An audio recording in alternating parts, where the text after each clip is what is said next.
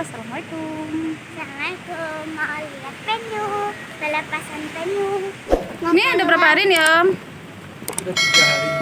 Udah 3 hari. Sama nih umurnya Om? Iya. Ini umur.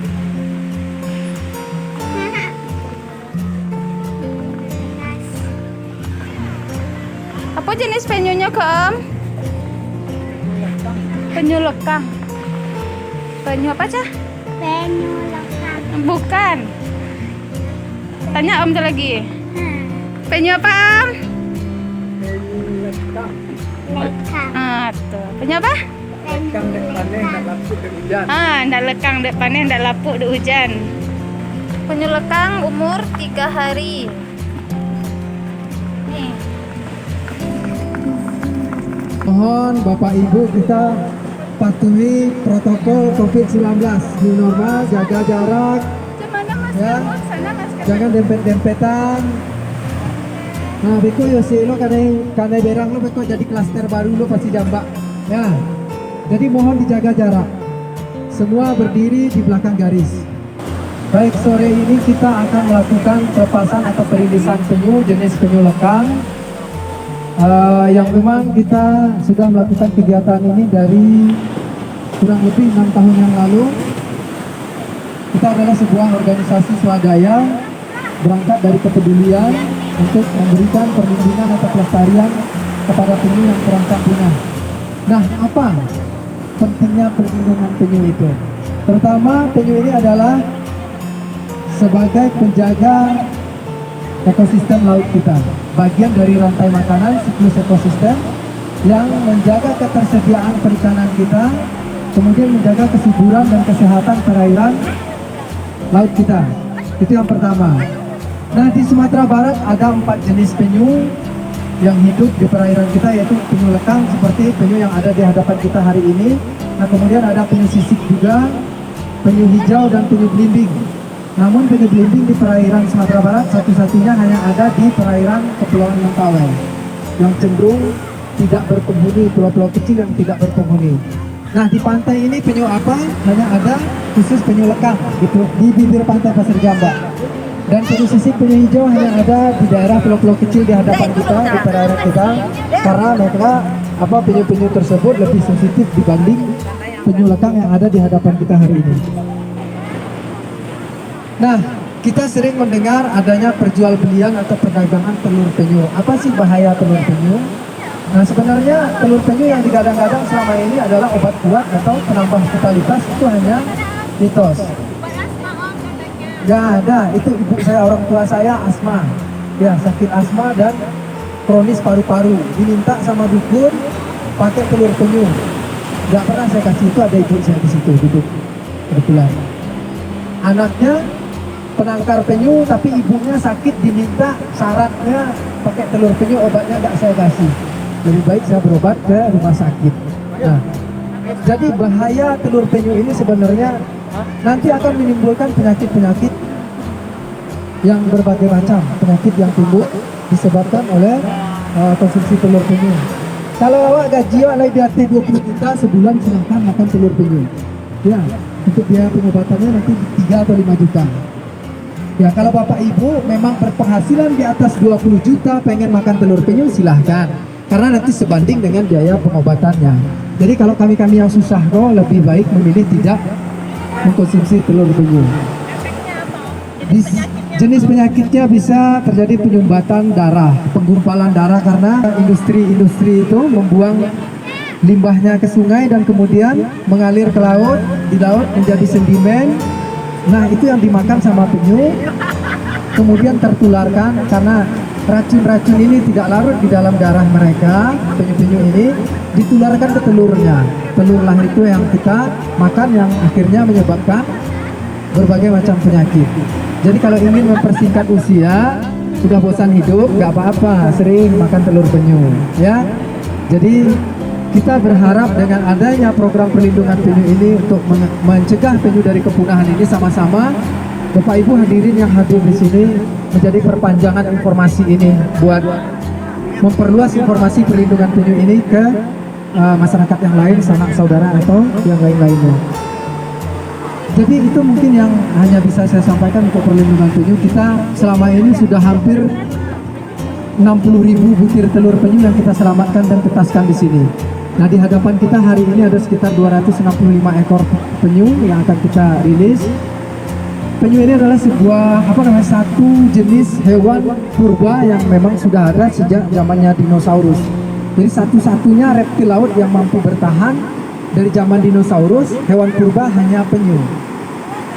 Nah, segitu pentingnya kita untuk menjaga penyu, karena penyu ini adalah bagian dari ekosistem laut yang akan menjaga perairan kita dari ancaman krisis perikanan. Karena penyu adalah pemangsa ubur-ubur, sementara ubur-ubur adalah pemangsa ikan dan telur-telur ikan. Nah, itu siklusnya dalam sebuah ekosistem. Mungkin lebih banyak nanti Bapak Ibu dengan adanya menyaksikan perilisan penyu ini, masih banyak yang bertanya-tanya tentang penyu, nanti tinggal googling aja di internet. Lebih banyak pengetahuan dan ilmu yang akan kita dapat. Ini hanya sebuah informasi dan edukasi singkat saja dari kami. Dan organisasi kami ini Bapak Ibu bukan dari pemerintah, non-government. Jadi organisasi swadaya masyarakat yang dibiayai sendiri. Nah, selama ini alhamdulillah kita juga dibantu dari berbagai macam CSR beberapa tahun terakhir. Mungkin 3 tahun awal kita memperjuangkan konservasi penyu, itu murni 100% dari kita berjuang, sampai saya harus jual-jual segala macam, kendaraan dan segala macam. Nah, alhamdulillah di 3 tahun terakhir belakangan ini banyak CSR yang membantu kita, termasuk bangunan yang sekarang kita pergunakan untuk konservasi penyu ini adalah bantuan dari perusahaan, ada BUMN juga, dari anggota DPR juga yang melirik ini sebagai sebuah organisasi yang memang berkontribusi untuk membantu pekerjaan pemerintah, dan kita alhamdulillah dibantu. Dan tidak sedikit juga bantuan dari donatur-donatur, sumbangan-sumbangan untuk pelestarian penyu ini, karena kami juga membutuhkan biaya operasional untuk mengganti, mengkompensasi telur-telur penyu yang didapat oleh masyarakat sekitar, itu kita ganti. Jadi melakukan konservasi atau perlindungan lingkungan itu tidak serta-merta dengan aturan undang-undang. Ya, orang butuh hidup, orang butuh makan. Kita tidak bisa semata-mata mengancam dengan hukum untuk menghentikan orang berburu telur penyu, tapi pandang. Bagi kami masih memberikan kesempatan kepada masyarakat untuk mendapatkan mengambil telur penyu, tapi mohon diserahkan kepada kita untuk kita tetaskan demi pelestarian penyu. Nah, mohon juga Bapak Ibu yang hadir pada hari ini, kita ada kotak donasi bagi yang merasa ingin membantu pelestarian penyu ini. Silahkan, ada teman kami nanti yang akan menjalankan donasinya. Nggak banyak, nggak kita batasi, 1 juta 2 juta boleh. Lagi corona, ya? nggak ada 1 juta 2 juta boleh, ya, demi alam. Nah, ini kembali ke kita juga. Baik, untuk pelepasan penyu hari ini ada aturannya, tidak dipegang 1 orang per ekor penyu, 1 orang enggak. Jadi kotak-kotak atau baskom yang ada di depan Ibu mohon langsung dituangkan saja, dan tidak ada yang mengikuti penyunya. Nanti penyu jalan ke laut, nggak ada yang mengikuti dan nggak ada yang menghalangi di sekitar sini, karena nanti akan mengganggu imprinting insting penyunya. Sangat penting. Kenapa kita harus lepaskan di bibir pantai? Kenapa nggak langsung dituang ke air? Ini ada bagian dari proses dia menuju laut. Nah, dia akan kembali di pantai yang sama nanti di mana dia dilahirkan, dan akan kembali bertelur di pantai di mana dia akan dilahirkan. Baik, prosesnya akan segera kita mulai karena sebentar lagi cuaca juga akan hujan. Silakan bagi Bapak Ibu yang ada tempat penyu, kotak penyu di depannya langsung dituang dan tempatnya dipindahkan ke belakang. Dan teman-teman wartawan juga mohon untuk tidak menghalangi perlintasan penyu. Ya, setelah penyunya dituang bergeser ke belakang 1 atau 2 meter mundur. Cepat aja Bu, dituang aja, langsung dituang. langsung dituang. Yeay, nggak boleh pegang, boleh bantu. Ya Bang, yang ada di depan mohon pinggir ke samping, ngambil gambar dari samping, jangan dari depan. Dadah penyu, dadah. Mohon agak munduran Bu, agak mundur dari penyunya.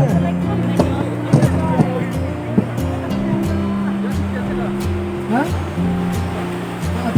Bang.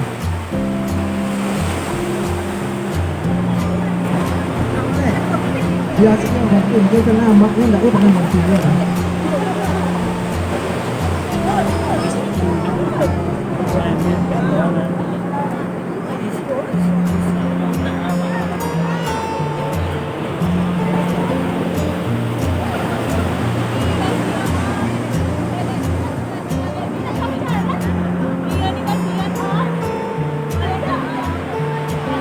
Ya, boleh aja.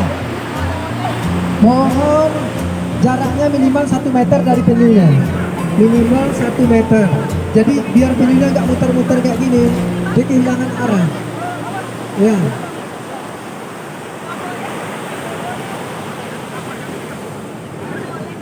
Bu Ida akan ombak bu. Nah nanti ombak datang, penyunya terbawa ombak, injak malah.